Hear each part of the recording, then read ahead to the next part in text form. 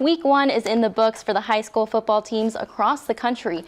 Week 1 is so exciting. Every team, they all have hopes and dreams that this will be their season.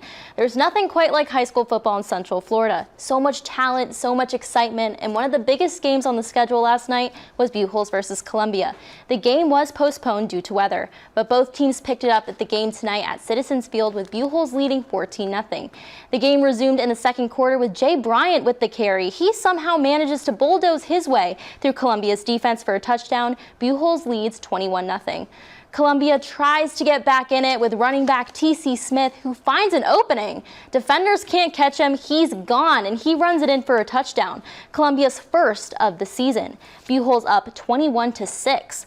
Columbia got a glimpse of hope, but Buchholz shuts that down real quick. Quarterback Trace Johnson with a throw and a one-handed catch by Jordan Richardson, who runs it in for another touchdown. Buchholz beats Columbia 46-13.